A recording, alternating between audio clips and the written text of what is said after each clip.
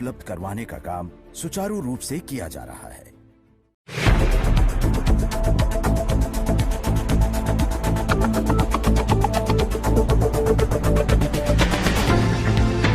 नमस्कार, stage news bulletin में आप सभी का बहुत बहुत स्वागत है। मैं आपके साथ हर्ष चौधरी। बुलेटिन की शुरुआत करते हैं, उनसे पहले एक नजर हेडलाइंस पर। गोमती रिवर फ्रंट घोटाला, सीबीआई ने दर्ज की 190 लोगों के खिलाफ एफआईआर।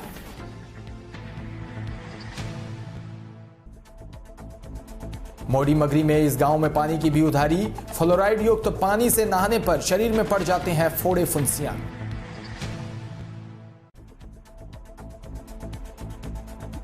राजस्थान प्रदेश में बढ़ते अपराध को लेकर बीजेपी का सरकार पर हमला।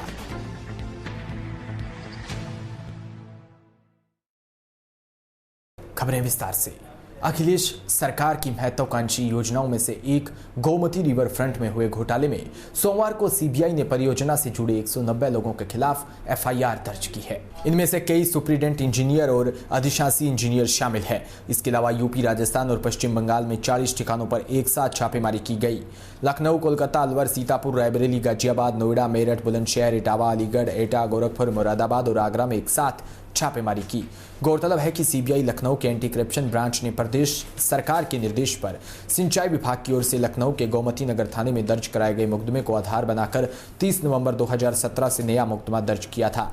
दरअसल रिवर फ्रंट घोटाले में सीबीआई इस आरोप की जांच कर रही है कि प्रोजेक्ट के तहत निर्धारित कार्य पूर्ण कराए बगैर ही स्वीकृत बजट की 95% धनराशि कैसे खर्च हो गई।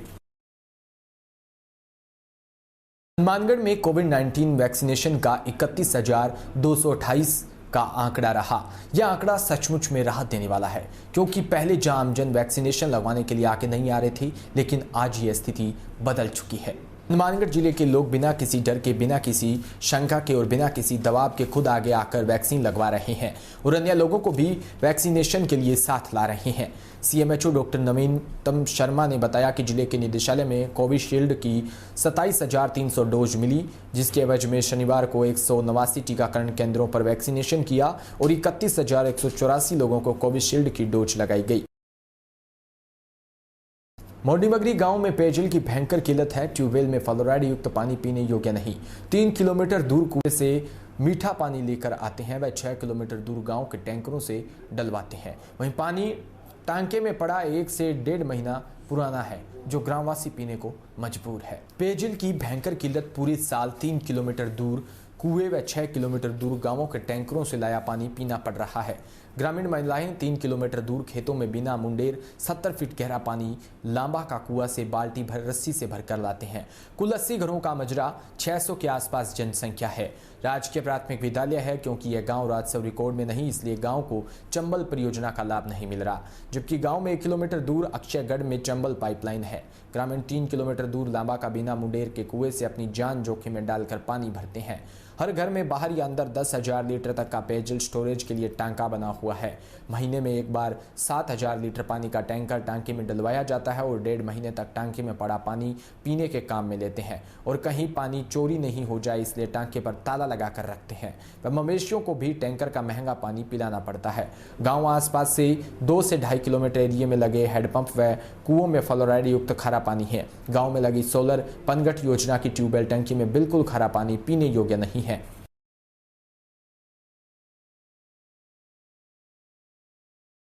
तो हमारे ये गांव बहुत पुराना बसा हुआ और यहाँ हमारे पानी की पीने की बहुत समस्या है। 1.5-3 किलोमीटर तक पानी पीने का लिए नहीं है, खारा पानी है।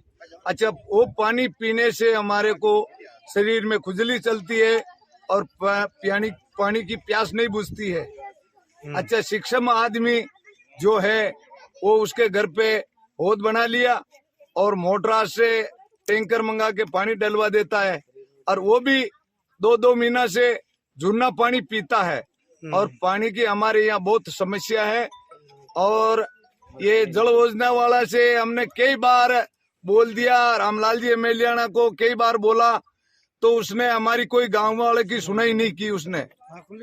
और दूसरी बात है, हम जाते तो हमारी कोई सुनते नहीं है और हमारा गांव की आर पकार कोई लेते नहीं है। हम कई बार बोल चुके और रिपोर्ट भी दे रखी थी, मगर उसने हमारी कोई सुनाई नहीं की। और पानी के लिए हम गरीब आदमी बहुत परेशान है, हमारा जानवर परेशान है, हमारे घर वाले बच्चा बच्ची नन्ना मुन्ना, नहाने का, धोने का, पीने का, खाने का, उसी से खाना पचता नहीं है, बहुत बहुत समस्या होती है। और हमारा गांव इसीलिए बहुत परेशानी में है और दुखी है। और समस्या है, कई समस्या आप बताओ। पानी की समस्या क्या है? पानी सब खारा हमारे गांव में, धन डंडो तिसाया मेरे मनक सब जानवर सब तिसाया मर जाए एक घड़ी। बहुत पानी की मुसीबत, मैंने 3 किलोमीटर पानी लवा, लंबू पानी ले रहा हूँ। अच्छा, डेली समस्या आ रही। और मारा बेटा बू मु जात की बिल्ली हूँ, मारा बेटा बू जोड़ा ठेठ बार ना कमा खाबा वहाँ फोरा फोरा छोचर छोड़ जाओ, वे भी तिसाया मर रहा हमारा। वहाँ के भी पानी पीबा नहीं है। अच्छा, पूरे गांव पूरी समस्या का नाम क्या? मेरा नाम रामू देवी है। ठीक। बहुत मुसीबत है, हम तो बाहर चले जाते हैं और यहाँ पानी की बहुत मुसीबत हो रही है, इसलिए हमारे सुविधा कराओ। हम सब जगह गए हुए हैं, कोई सुनाई नहीं की हमारी। और मेरा नाम सुरेश गुज्जर है, मड्डी मंगरी का रहने वाला हूँ। और समस्या है, कई समस्या आप बताओ। पानी की समस्या क्या है? पानी सब खारा हमारे गांव में, धन डंडो तिसाया मेरे मनक सब जानवर सब तिसाया मर जाए एक घड़ी। बहुत पानी की मुसीबत, मैंने 3 किलोमीटर पानी लवा, लंबू पानी ले रहा हूँ। अच्छा, डेली समस्या आ रही। और मारा बेटा बू मु जात की बिल्ली हूँ, मारा बेटा बू जोड़ा ठेठ बार ना कमा खाबा वहाँ फोरा फोरा छोचर छोड़ जाओ, वे भी तिसाया मर रहा हमारा। वहाँ के भी पानी पीबा नहीं है। अच्छा, पूरे गांव पूरी समस्या का नाम क्या? मेरा नाम रामू देवी है। ठीक। तो हमारे ये गांव बहुत पुराना बसा हुआ और यहाँ हमारे पानी की पीने की बहुत समस्या है। 1.5-3 किलोमीटर तक पानी पीने का लिए नहीं है, खारा पानी है। अच्छा, वो पानी पीने से हमारे को शरीर में खुजली चलती है और पानी की प्यास नहीं बुझती है। अच्छा, शिक्षम आदमी जो है वो उसके घर पे हौद बना लिया और मोटर से टैंकर मंगा के पानी डलवा देता है, और वो भी 2-2 महीना से झुरना पानी पीता है। और पानी की हमारे यहाँ बहुत समस्या है। और ये जल योजना वाला से हमने कई बार बोल दिया, रामलाल जी एमएलए को कई बार बोला, तो उसने हमारी कोई गांव वाले की सुनाई नहीं की उसने। और दूसरी बात है, हम जाते तो हमारी कोई सुनते नहीं है और हमारा गांव की हार पकार कोई लेते नहीं है। हम कई बार बोल चुके और रिपोर्ट भी दे रखी थी, मगर उसने हमारी कोई सुनाई नहीं की। और पानी के लिए हम गरीब आदमी बहुत परेशान है, हमारा जानवर परेशान है, हमारे घर वाले बच्चा बच्ची नन्ना मुन्ना, नहाने का, धोने का, पीने का, खाने का, उसी से खाना पचता नहीं है, बहुत बहुत समस्या होती है। और हमारा गांव इसीलिए बहुत परेशानी में है और दुखी है। और माँ गाँव में भाई पानी की बहुत दुख पाई रहा है। थका मुंडा हाथा जोड़ी है, माँ के पानी की खोज ना करो। और दूसरी जो टैंकर न का जो कोई न पिया है और कोई न ने है, तो जो है तसाया मरते ही मरे, डंडो डोर सब लेना देना सब एरिया सब माँ के पानी ठेठ मोटर आसू आवे, जगह पिया है जो तो ठेठ मोटर आसू लिया जो खारा पानी ने पी रिया बे मैंने। प्रदेश में महिलाओं पर बढ़ रहे अत्याचार के मामले को लेकर भाजपा ने कांग्रेस सरकार पर हमला बोला है। भाजपा प्रवक्ता व विधायक रामलाल शर्मा ने कहा कि प्रदेश में महिला अत्याचार के मामले बढ़ते जा रहे हैं, लेकिन सरकार मूकदर्शक बनी हुई है। उन्होंने कहा कि अलवर में नाबालिग बालिका के साथ दुष्कर्म की घटना की निंदा करते हुए प्रदेश में ऐसा कोई जिला नहीं है जहां इस तरह की घटनाएं नहीं हो रही, फिर भी सरकार मूकदर्शक बनी हुई है। सरकार को इन घटनाओं को रोकने के लिए कोई ठोस कदम उठाना चाहिए। इतना ही नहीं, विधायक रामलाल शर्मा ने मुख्यमंत्री अशोक गहलोत को लेकर चुटकी भी ली है। उन्होंने कहा कि पिछले कई दिनों से मुख्यमंत्री क्वारंटीन है, अब यह क्वारंटीन हेल्थ को लेकर है या सियासी क्वारंटीन है, यह तो आने वाला वक्त बताएगा।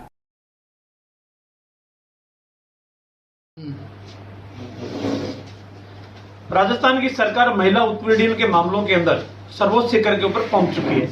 आए दिन इस प्रकार की घटनाएं हम सब के सामने आ रही है, जो हम सबको चिंतित भी करती है और दर्द भी महसूस कराती है। जिस तरीके से अलवर के अंदर एक नाबालिग बच्ची के साथ दुष्कर्म किया गया और उसके उपरांत जिस तरीके के हालात पूरे प्रदेश के अंदर बने हुए हैं, एक भी जिला ऐसा नहीं बचा जिस जिले के अंदर इससे महिला उत्पीड़न की घटनाएं नहीं हो रही हो, लेकिन उसके बावजूद भी राजस्थान की सरकार मूक दर्शक बनकर बैठी हुई है। आज भी माननीय मुख्यमंत्री महोदय क्वारंटाइन है कोविड की वजह से। अब ये उनका क्वारंटाइन स्वास्थ्य के या हेल्थ की दृष्टि से है या राजनीतिक क्वारंटाइन है, ये तो आने वाला वक्त ही बताएगा। लेकिन कम से कम मुख्यमंत्री जी को संवेदनशीलता दिखाते हुए राजस्थान के अंदर इस प्रकार के जो महिला अत्याचार बढ़ रहे हैं और विशेष तौर पे अनुसूचित जाति जनजाति की महिलाओं के ऊपर जो अत्याचार बढ़ रहे हैं उनके ऊपर अंकुश लगाने का काम करे, और जो इस तरीके की घटनाओं के अंदर लिप्त रहने वाले असामाजिक तत्व है या अपराधी है उनको जेल की सलीकों के पीछे भेजने का काम करे।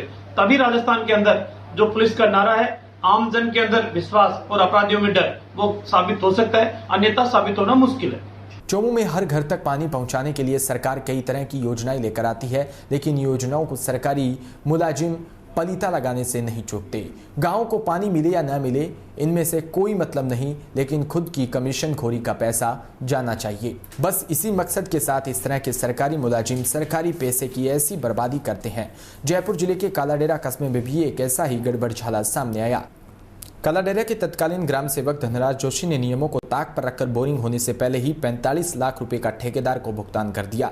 विकास अधिकारी नील सोनी ने बताया कि तत्कालीन सरपंच विष्णुनगर और ग्राम विकास अधिकारी धनराज जोशी ने पंचायत समिति के सहायक अभियंता ताराचंद ने पंचायत क्षेत्र में लगे इन बोरिंग का मूल्यांकन बोरिंग लगने से पूर्व ही करवाकर भुगतान हटवा दिया। ये 182.5 फीट तो टोटल इसकी गहराई है 432 फीट अभी हमारे नापने पे आई। वो तो जो है एक्चुअल आपके सामने है 432 फीट अभी इसकी नाप के वीडियो साहब साथ में एन मैडम साथ में सबने मिलकर इसकी गहराई ये। मेरा नाम महावीर सहायक पंचायत समिति को। मैं हिंदुस्तान भारतवर्ष का मालिक राजा विक्रमादित्य का परिवार से बोल रहा हूँ। मैं यहाँ बोरिंग जो है 20 अक्टूबर 2019 को हुआ था, 20/10/2019 को, और यहाँ पर इलेक्ट्रिसिटी कनेक्शन पहले जो था मीटर जल गया था, दोबारा स्टार्टर भी जो है और नया कनेक्शन भी मैंने करवाया है। टोटल जगह बिजली फिटिंग का काम भी करवा दिया, सभी जगह पंखे भी लगवा दिए, 40 टोली मिट्टी की डलवा करके मैदान को समतलीकरण का काम भी करवा दिया। बोरिंग का बिल कौन दे रहा है? बोरिंग का बिल जो है स्कूल ही दे रही है, स्कूल एडमिनिस्ट्रेशन HM ही दे रहा है अभी। और इसके अलावा जो है लेटरिन बाथरूमों में टाइलें भी लगवा दी गई है। स्कूल का नाम? स्कूल का नाम वो मैजिक स्थान कालाडेरा। आपका नाम? पप्पू दयाल योगी। किस पद पे हैं सर यहाँ? आप किस पद पे हैं यहाँ पर? मैं यहाँ पर HM हूँ, हेड मास्टर के पोस्ट पे ऊपर हूँ। इन दिनों इंद्र देवता की किसानों पर मेहर नहीं होने से किसानों और फसलों दोनों के चेहरे मुरझाए हुए थे। बता दें कि तेज धूप के प्रभाव के कारण कई किसानों की तो फसल जल चुकी है और कुछ किसानों की फसलें अभी बची हुई थी। इस वक्त में एक जोरदार बारिश की ओर आज आखिर में किसानों का इंतजार पूरा हुआ। बस्सी क्षेत्र में करीब 80% किसानों के बाजरे और मूंगफली की फसल मानो सुरक्षित रूप से बच चुकी है। बारिश आने से किसानों के चेहरे खिल उठे। DPK न्यूज संवाददाता चंद्रमोहन शर्मा ने किसानों का मन टटोलने की कोशिश की तो किसान पंचायत के बीच बैठकर किसानों से बात की। उन्होंने बताया कि अगर बारिश 1-2 दिन बाद आती तो करीब 65% से अधिक किसानों की बाजरे और मूंगफली सहित अन्य फसलें गर्मी के तेज तापमान के चलते जल चुकी होती।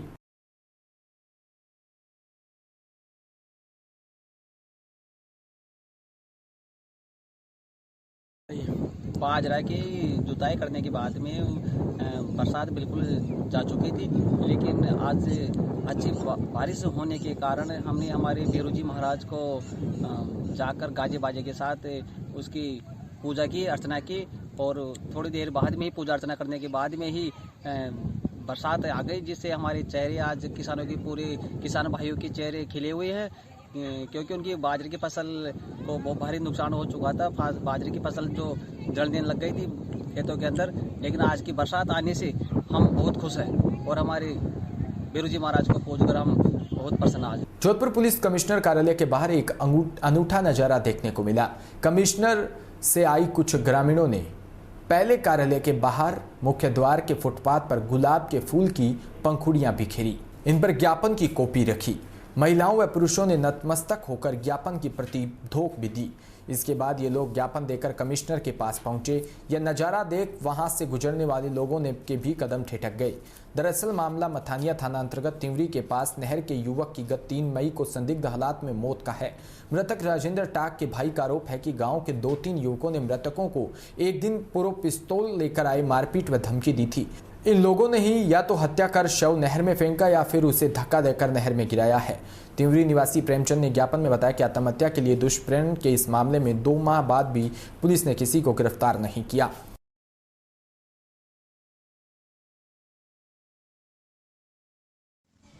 बताएं सर।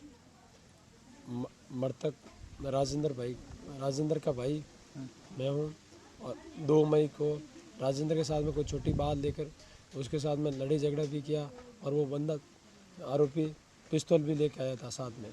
उसका थोड़ी दूर बाद में उसका अंकल आके उस मामला को शांत करवा दिया और संदेश करके बैठा देता। फिर उसी रात में 10:30 के करीबन में फ़ोन करके धमकी भी देता है और राजेंद्र को कहीं जान से हाथ धोने की भी बात करता है और उसको कहीं बार निवेदन करने पर भी उसने कहीं बहुत बार चढ़ा के बात भी की। फिर सुबह छोड़ने की नहीं भी बात करके फ़ोन काट दिया। फिर वापस सुबह कहीं 9 बजे घर से निकला। फिर 9 बजे के बाद में वापस मिला नहीं और उसकी हत्या कर नहर में डाल दिया गया। और हमें मदाना थाना में भी उसकी कहीं सूचना भी दी। मदाना प्रशासन की तरफ से हमारे को ऐसा कोई कदम नहीं उठाया गया जिससे कहीं हमारी निष्पक्ष जांच हो। थानेदार साहब से बार निवेदन करने के बाद भी और आरोपियों के तीनों आरोपियों के स्पष्ट भी बता दिया गया कि ये आरोपी और ये घटनाक्रम हुआ, उसके बारे में भी उचित कार्रवाई नहीं हुई। आप जिला कलेक्टर गए हो, पुलिस कमिश्नर गए हो? हाँ, फिर हम डिप्टी साहब के पास में भी पेश हुए और डिप्टी साहब को भी मैटर से अवगत करवाया, लेकिन डिप्टी साहब ने आश्वासन दिया, उचित कार्रवाई नहीं हुई। फिर काफ़ी समय बाद हम डीसीपी ऑफिस गए, डीसीपी ऑफिस लेटर दिए, वहाँ हम डीसीपी साहब के आगे बात रखी। डीसीपी साहब ने 10-15 दिन का समय मांगा, उस समय भी चला गया। उसमें भी दरमियान कोई अधिकारी नहीं, जांच उच्च अधिकारी के बदलने की बात भी रखी थी हमने, लेकिन उसमें भी कोई ठोस कार्रवाई नहीं हुई और उस संगीनता से मैटर नहीं लिया गया। अब आप सरकार से क्या चाहते हो? हम सरकार से और मुख्यमंत्री साहब और यही चाहते हैं कि हमारे निष्पक्ष जांच और उच्च अधिकारियों से हो, जिसे हमारे भाई की हत्या कर नहर में डाल दिया गया, उसके कहीं हमारे न्याय मिले और हमारा इंसाफ मिले।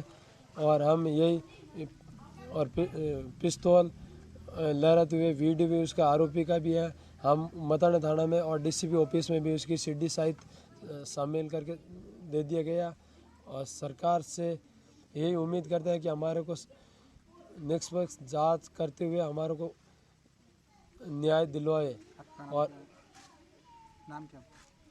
मृतक राजेंद्र था मेरा छोटा भाई। आपका नाम क्या? मेरा नाम धर्मेंद्र है।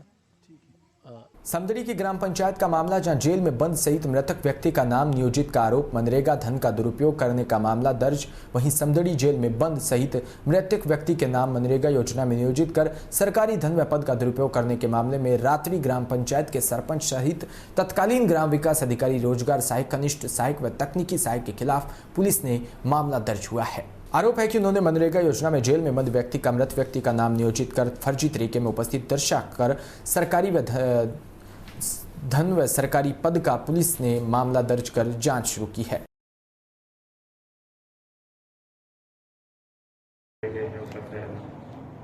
अशोक कुमार जैन निवासी फलसूर ने जरिएदाग एक लिखित रिपोर्ट भेजी है मेरे को, थाने पर प्राप्त हुई। उसमें दीप सिंह सन ऑफ दौलत सिंह राजपूत निवासी रात्रि, जो दिनांक 13/9 से 15-20 तक जेल में रहा है और उसका नाम मस्ट्रोल में इस जेल में रहने की अवधि में नाम चढ़ाकर पेमेंट उठाएगा।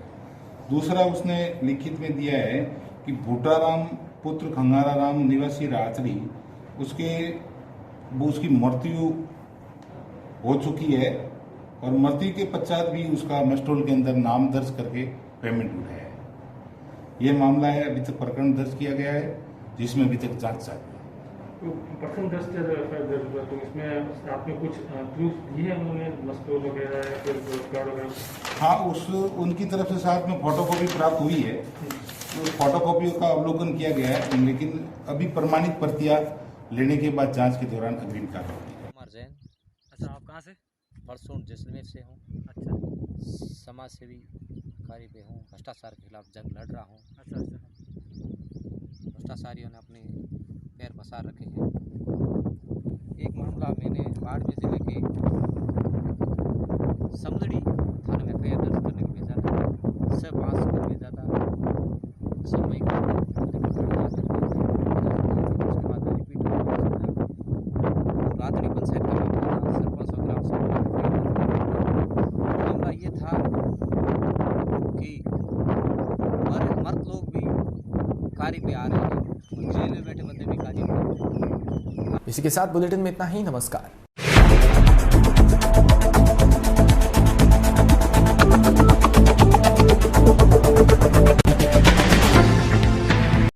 नाइन रन पर आपके फेवरेट खिलाड़ी का आउट होना कैसा लगता है? और अपनी फेवरेट टीम जीतते जीते हार जाए तब? ये तो फिर भी खेल की बात है, मगर कोरोना से बचाव तो जिंदगी का सवाल है। यहाँ चूकना नहीं। स्टेन बदलता कोरोना चाहे जिस रूप में भी वार करे, हमें पूरी सतर्कता के साथ टिके रहना है। कोरोना को हराने के लिए कितने ही त्योहार हमने छोड़ दिए, उल्लास के कितने ही पल खुलकर नहीं जी पाए। बस अब कुछ दिन और अपने और अपनों